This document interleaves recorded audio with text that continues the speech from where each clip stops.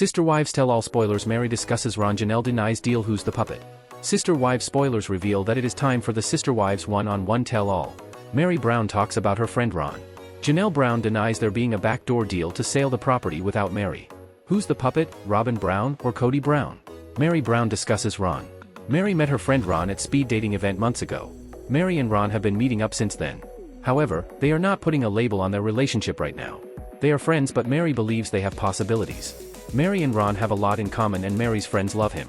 Ron is a good-looking guy who puts Meri first, and that is something she hasn't had in years. Meri has invited Ron to Parawan to see her world and meet her friends. Meri admits that she enjoys her time with Ron and that he just fit into her world. Ron says that Meri is great and a genuine person. He loved being invited to her corner of the world. Janelle Brown says there was no backdoor deal. Robyn claims that there was a backdoor deal where Janelle and Kody sold that property out from under Meri. According to Kody, this deal was supposed to have been behind Meri and Robyn's backs. Janelle say there was no such deal even mentioned. Of course, everyone know that Coyote Pass property has been a problem ever since it was purchased. Janelle claims she never spoke with Kody about selling the land in Arizona, which sold in April 2025, behind anyone's back. He remains adamant that she was pulling strings throughout the ordeal. Both Janelle and Meri agree that if it had been up to them, the property would have been sold a lot time before it was even put on the market. Who is the puppet? Kody is furious that Janelle apparently considers that either he is Robyn's puppet or Robyn is his. No matter what the issue, the two of them seem to pull each other's strings. Kody then goes on to say that Janelle has been pulling strings because he loved her and might still. Kody admits that he could want Janelle's approval. Unfortunately, everything then circles back to Meri's catfishing problems. The questions comes up about Meri not trusting Robyn, which leads to Robyn mentioning Meri talking to someone online. Kody then yells that if his wife is having an affair, that is his business. All of this leads back to Christine saying, "This is a perfect example of why that family broke up." Another season has come and gone, and 11 years later, that catfishing is still coming back to haunt Meri. Hopefully, she has found happiness now and everyone can finally move on now that the marriage has fallen apart. Sister Wives Tell All spoilers. Meri talks Ron, Janelle denies a deal, and the puppet question explodes the family all over again. As Sister Wives closes yet another emotionally charged season, TLC's one-on-one tell-all once again proves that the Brown family can never truly escape its past. Old wounds are reopened, familiar accusations resurface, and unresolved resentment continues to dominate conversations that were supposedly meant to offer closure. This tell-all doesn't introduce shocking new betrayals or explosive scandals. Instead, it exposes something far more revealing. The family is still trapped in the same arguments that helped destroy their plural marriage in the first place.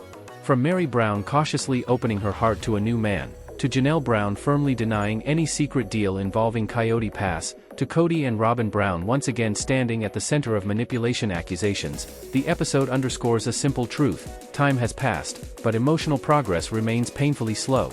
At the heart of the tell-all are three major threads: Meri's evolving post-marriage identity and her connection with Ron, the ongoing dispute over the sale of the Coyote Pass property, and the recurring power struggle that leaves viewers asking the same question season after season: who is really pulling the strings in this family? Meri Brown opens up about Ron and the possibility of a new chapter. For years, Meri Brown was framed as the cautionary tale of sister wives. She was the first wife, the legal wife, and eventually the emotional outsider. Her storyline became dominated by loneliness, rejection, and the fallout of the infamous catfishing scandal that never seems to fade, no matter how much time passes. In the tell-all, Meri finally gets a chance to speak about something that isn't rooted in pain or regret: her friendship with Ron. Meri reveals that she met Ron at a speed dating event several months ago. The fact alone marks a significant step for someone who spent decades in a religious system that discouraged individual romantic autonomy. Speed dating represents independence, curiosity, and willingness to explore life beyond the boundaries of plural marriage. From the beginning, Meri is careful with her language. She does not call Ron her boyfriend. She avoids labels. Instead, she emphasizes that they are friends who are enjoying each other's company and allowing things to develop naturally. This cautious approach feels deliberate and deeply self-protective, likely shaped by years of emotional neglect and public scrutiny. Meri explains that she and Ron have continued to meet up since the event, spending time together without pressure or expectations. What stands out most in her description is not romance, but comfort. She repeatedly emphasizes how easily Ron fits into her world, how natural their interactions feel, and how refreshing it is to be around someone who prioritizes her. That last point carries significant weight. Meri admits that Ron puts her first, something she says she has not experienced in years. Within the plural marriage, Meri often felt sidelined, dismissed, or emotionally ignored, particularly after Kody legally divorced her to marry Robyn. Hearing her describe a man who listens, shows interest, and values her presence highlights just how starved she was for basic emotional validation. Her friends, according to Meri, adore Ron. Their approval matters to her, perhaps because she no longer relies on family consensus or patriarchal permission to pursue happiness. This signals a shift in Meri's self-image, from a wife seeking acceptance to an individual choosing connection on her own terms. Meri also shares that she invited Ron to Parowan, Utah, to see her world and meet her friends. This invitation is symbolic. Parowan represents Meri's independent life, her bed and breakfast, and her separation from the Brown family structure. Bringing Ron into that space suggests trust and emotional openness, even if she's not ready to define the relationship. Ron, for his part, speaks warmly about Meri. He describes her as genuine and kind and expresses appreciation for being welcomed into her corner of the world. His words contrast sharply with years of footage showing Meri struggling to be seen or valued within her marriage. Still, Meri remains realistic. She acknowledges that they are not labeling anything and that possibilities exist, but nothing is guaranteed. This grounded approach reflects growth.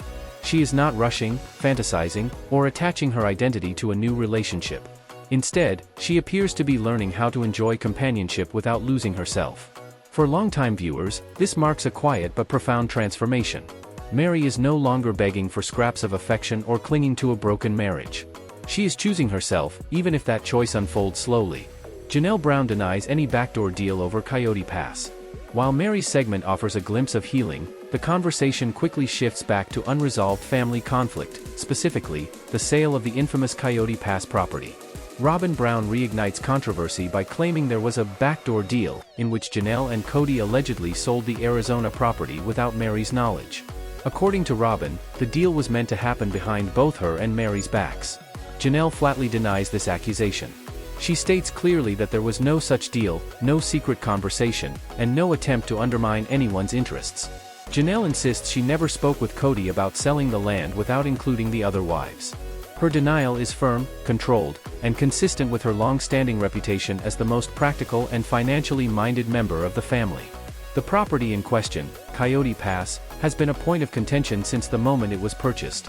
Initially envisioned as the future site of multiple homes and a shared family legacy, it instead became a symbol of broken promises, financial strain, and emotional division. Janelle acknowledges that the land has been problematic from the start. She and Meri both agree that, had the decision been theirs alone, the property would have been sold much earlier, long before it officially went on the market and eventually sold in April 2025. Kody, however, remains adamant that Janelle was pulling strings behind the scenes. He frames her as a quiet manipulator, someone who exerted influence without taking responsibility. This accusation stands in stark contrast to Janelle's self-image as someone who values transparency and logic.